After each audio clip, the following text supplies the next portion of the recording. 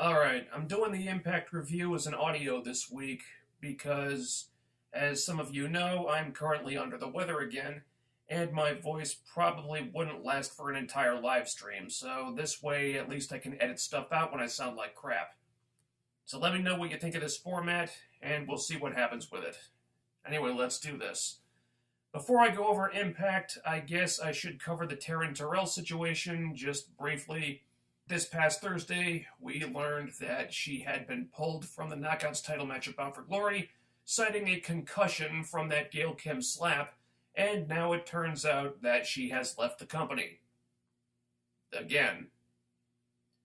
If you want to believe the concussion story, go ahead. I think it's bullshit, and it's just a way to hastily write her off the show because she decided that she wanted to pursue other things right when Impact had put her in a critical spot.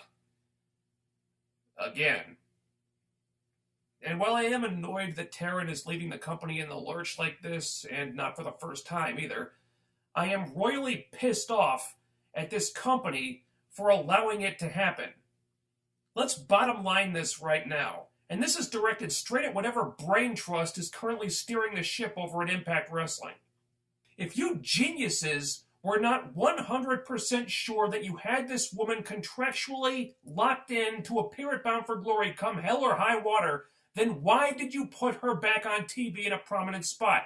Why did you put her back in a feud with Gail Kim that now cannot be resolved? Why did you book her in a match on your biggest show of the year that would take place after the time she was legally obligated to work for you had elapsed? You knowingly put yourselves in a position where you needed her to appear on this show, were counting on her to appear on this show, but had no way of stopping her from peacing out if, for whatever reason, she suddenly didn't feel like doing it anymore. If there was actually a contract signed here, even a short-term contract, you could have forced her to fulfill her obligations and work that match or face legal ramifications for breach of said contract, but because management and the legal department didn't do their due diligence, again, she was apparently only on a PPA deal or the infamous handshake deal, because as AJ Styles showed us, those are as binding as any contract could ever be, right? Right? And the really frustrating part is that this isn't even the first time crap like this has happened. Not by a long shot. How many times has this company made the same damn mistake? How many times have they not bothered to cover their bases only for some talent to leave in the middle of a big push or when they're one of the current champions or whatever? How many times is that revolving door on the locker room going to spin around, allowing wrestlers to come in, grab a paycheck, and then leave in the middle of some planned push or angle? How many fucking times are you going to shoot yourselves in the foot before you learn the simplest lesson imaginable? This could have been so easily prevented. If you didn't have Taryn Terrell locked into a contract, if she was not legally required to appear and perform at Bound for Glory as long as her health permitted, then you shouldn't have booked her for the damn show in the first place. You were freaking idiots to conduct shoddy-ass business like this, and now you're paying for it again. After all this time, you people still have not learned a damn thing, and if you can't get your shit together, then hire someone who will. You people are fools! And that's all I've got to say about that. If you want more in-depth thoughts about this, check out BQ over at the Impact Lounge. So, Impact Wrestling for this week begins with Johnny Impact versus, oh boy, everybody's favorite wrestler, Chris Adonis. Because Chris Adonis sneak attacked him and hit him in the head with a board last week, and that's how they set this up. Anyway, they have the match. What do you want me to say about it? It's a Chris Adonis match. It goes too long, and it drags. Johnny Impact is selling way too much, and while he does win the match, he still looks bad for not being able to beat Chris Adonis a lot more quickly. Yeah, I know he was a GFW guy, so Jeff Jarrett just loves him to death, but that does not change the fact that the audience is not interested in this person. They've never been interested in this person. You can push him as a star, a quote-unquote star, all you want, but it's not going to change. Johnny won, yes, but frankly, he should have won a lot more quickly and a lot more easily. This should have been a quick squash. Just devoted way too much time to this. So after Johnny gets the win, Eli Drake attacks him, or attempts to attack him post-match, but Johnny turns the tables, and he whips Eli with the belt a couple times until the heels get the advantage, and they double-team Johnny, and then Garza Jr. makes the save, and they run off. So once again, we're seeing Garza Jr. just being really shoehorned into a top spot.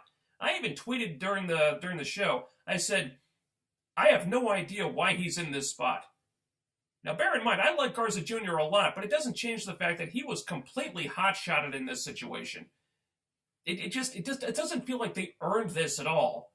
I mean, him being in the top spot, dude was feuding with Braxton Sutter 5 minutes ago. And now all of a sudden, here he is with the #1 contender and the world champion. It doesn't take much to make something like this feel like it belongs. But right now it just doesn't, because they really didn't do anything. They just took this guy out of the mid-card when he really hadn't done anything. I mean, beating Braxton Sutter, that was, I think, literally that was his biggest win to date. And now all of a sudden here he is in like the main event angle for the world title. I like the guy, but you got to do more work than that. You have to do more work than that. So afterwards, we go all the way to Cancun for a match featuring Impact and AAA talent. I'm not sure if this was taking place in AAA. I think it wasn't, actually. But it's part of this interpromotional partnership thing the company is doing right now. So we get James Storm versus Phantasma versus Tejano versus Eddie Edwards versus EC3. Not sure why the Impact guys are pitted against each other in this situation. The booking here really didn't make any sense. And also, I have no idea what was going on in this match. All right, the psychology on display here felt like it was booked by someone with ADD a lot worse than mine. At first, you see a little bit of story continuity. The Impact guys start off trying to work together, but things ultimately break down. Okay. But then this angle just appears from out of nowhere about how the AAA guys don't like each other and are working against each other in the match. Where the fuck did this come from? When did they start hating each other? When did that become a thing? They never had any issues with each other before this. They never had any problems working together. We even saw them hanging out together in backstage pre-tapes on Impact, but now all of a sudden they hate each other? Just like that? Who the hell is writing this shit? Do you have the slightest idea how to properly construct a simple, basic storyline? And that wasn't even the whole of it either. James Storm and Tejano were actually working together at one point. Because all of a sudden, right the fuck out of nowhere, Tejano decides that he hates Phantasma so much that he'd rather team up with the guy he's feuding with to take out the father of the man that, until just now, mind you, Tejano had been teaming with against James Storm over a matter of company pride. And for the record, that aspect of this feud just got completely chucked out the window this week. And why the hell are you having Tejano play the heel in a market where you knew the crowd was going to give him and Phantasma the babyface treatment? This makes no fucking sense. And then the finish. Whose coffee did EC3 piss in? I want to know what blundering dumb fuck in the writer's room thought it was a good idea to take EC3, one of the biggest homegrown success stories ever in this company, and not only have him get pinned by random AAA guy number 2, who is most likely only on loan from AAA for a matter of weeks and will probably be gone after Bound for Glory, but to make him look so weak in the process. He takes Phantasma's finisher, but then Phantasma gets distracted by James Storm. EC3 should have more than enough time here to get his wits back, but instead he just ends up lying on the mat for a minute until Tejano can sneak in and steal the pin himself. Why didn't EC3 kick out of that? He had more than enough time to recover. Why on earth are you not protecting your own goddamn talent more than this? EC3 has all the tools to be a household name in wrestling, so why the hell are you treating him like a glorified utility player? And most importantly of all, if your writers are this damn incompetent, why are you still allowing these people to write your television?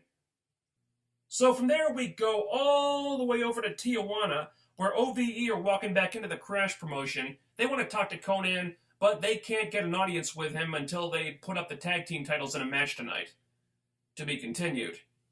Back in the Impact Zone, we get Andrew Evert versus Desmond Xavier, who the writers have finally realized still exists, so maybe we should do something with the guy who won the Super X Cup. They have the match. We see Trevor Lee and Caleb Conley attacking Desmond Xavier on the outside, but he fights off all the interference to ultimately win the match. Good match. I like seeing Desmond Xavier actually get a win, actually being used, but man, what's going on with Andrew Evert, man? What's going on with this guy?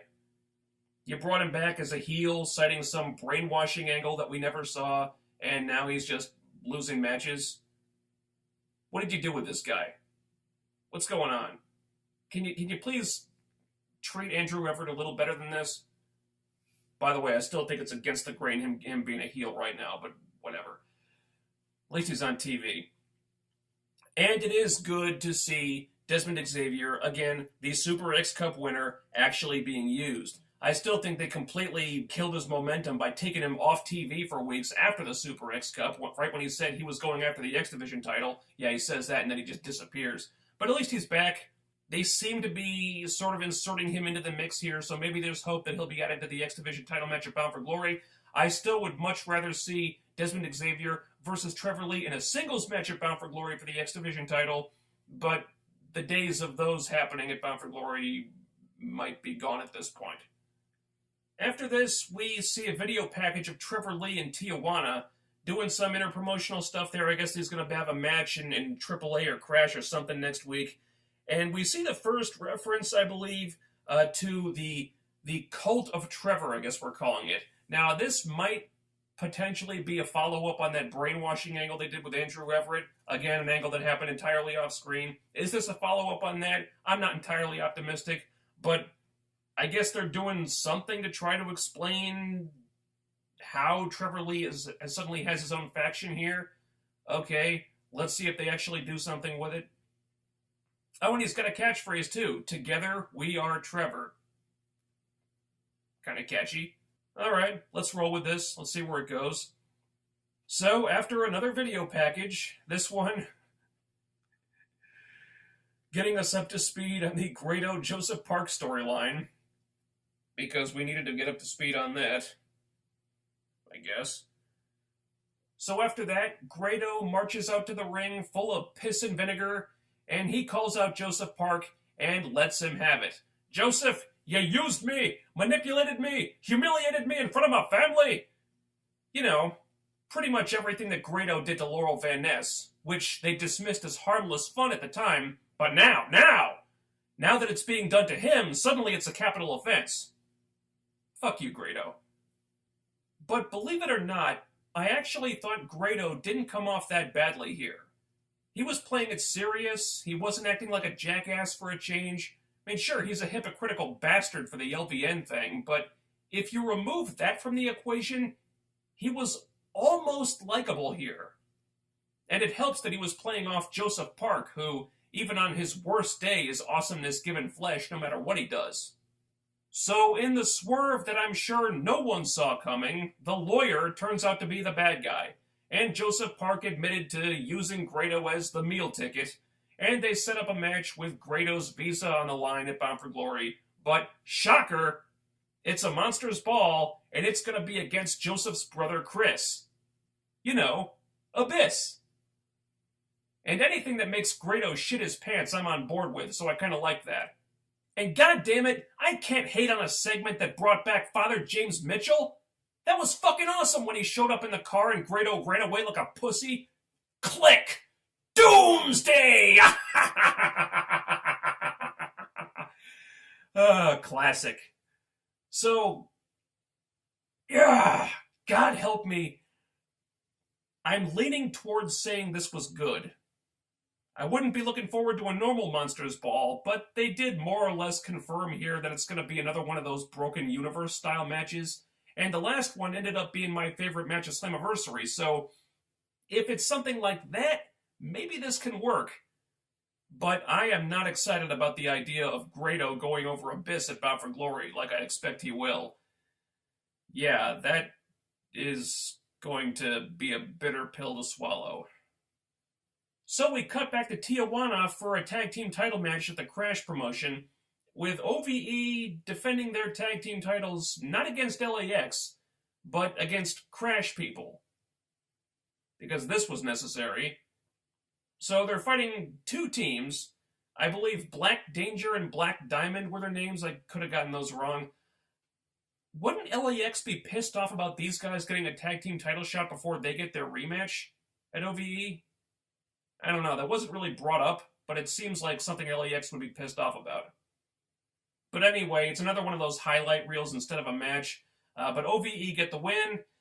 And Josh Matthews says something interesting during this. He says that OVE are wasting their time playing to the crowd, trying to be fan favorites in Tijuana. And that's actually a really good point. And it reminded me of something that Impact Dude said on a recent episode of the HeelCast that I did with him.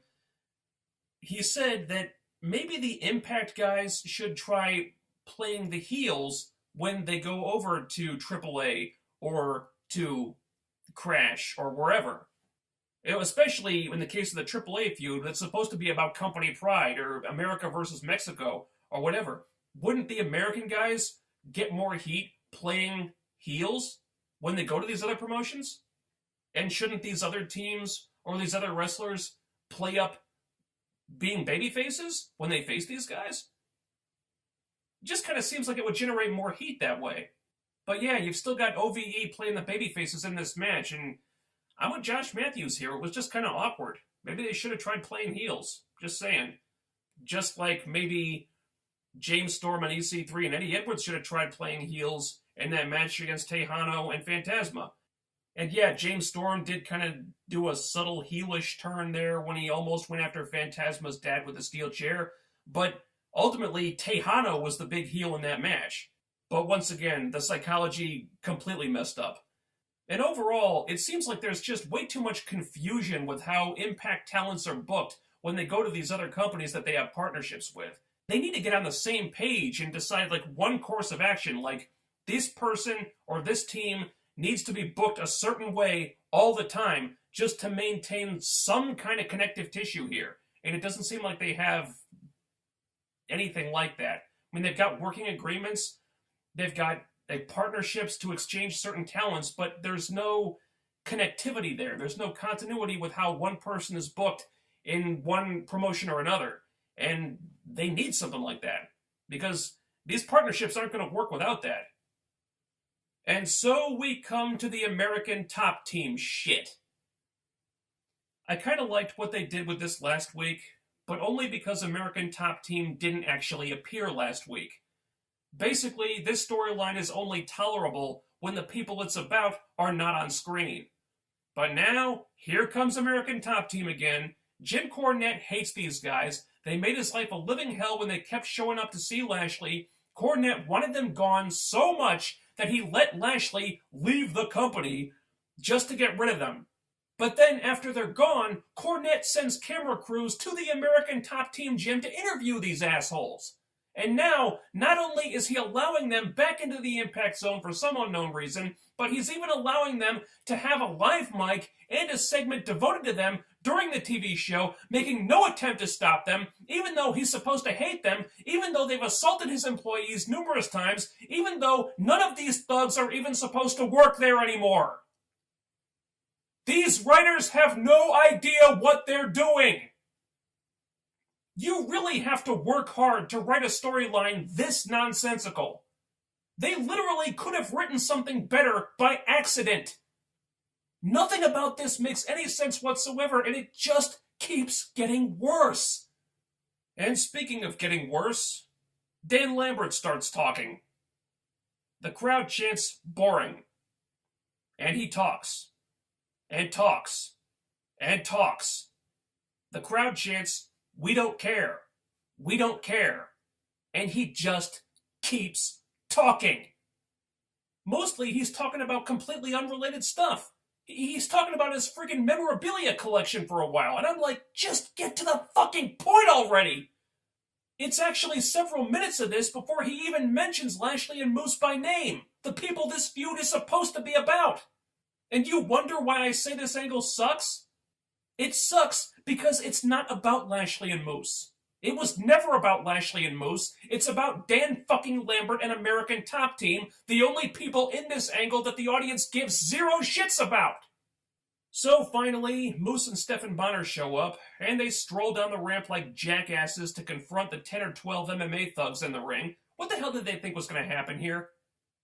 Did they think they were just going to have a friendly chat? Jesus Christ. So predictably, American Top Team kicks the shit out of them while Dan Lambert rants on and on and on and on.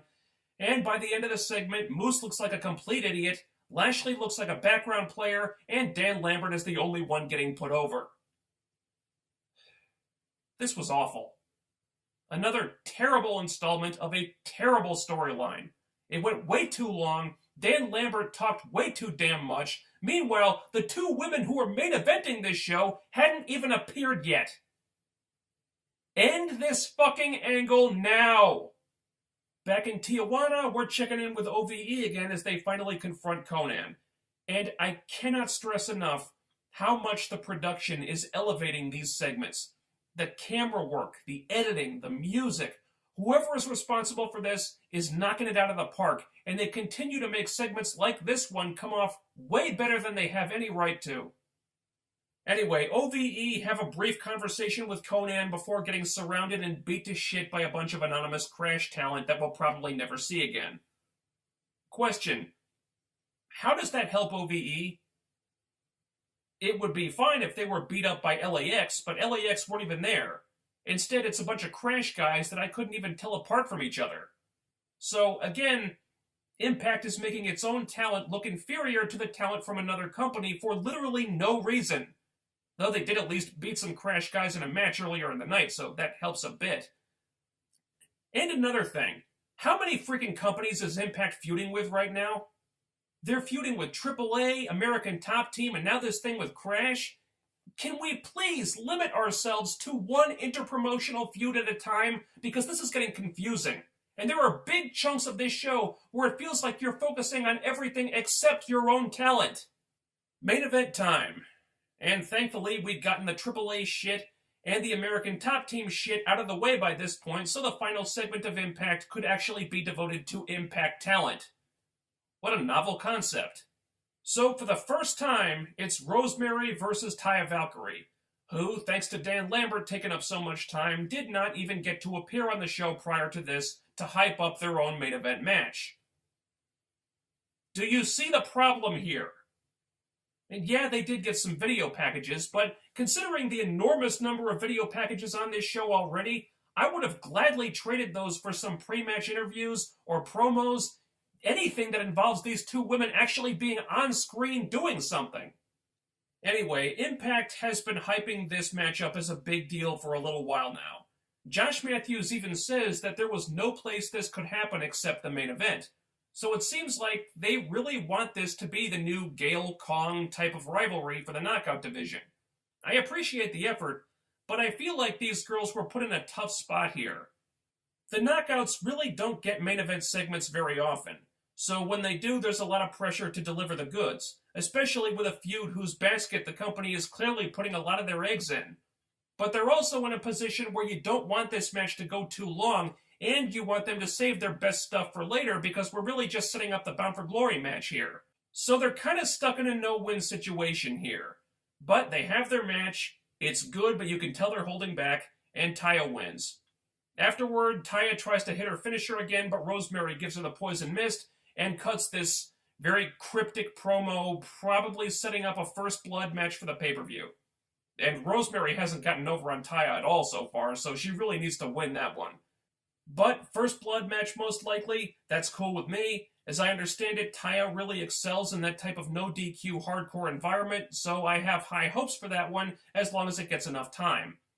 And I did like how they set it up here. Rosemary's promo was awesome. She really sounded like she was out for blood.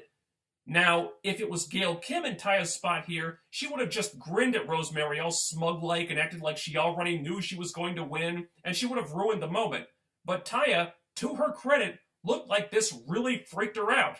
She looked terrified as she backed up the ramp and ran away. So they sold this as something really scary and dangerous. All that was very good. But really, you could have set this up without doing a match here. If this feud is supposed to be such a big deal, then why are they having their first match on TV a few weeks before the pay-per-view, especially when there's several rematches on the Bound for Glory card already? They could have just had Taya attack Rosemary on the ramp or something, so they brawl around the arena for a while, and the match never actually starts.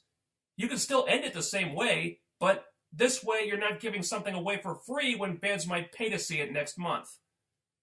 And that was Impact for the week. Now, let me ask you guys something. Does it really feel like we're just a couple weeks away from Bound for Glory right now?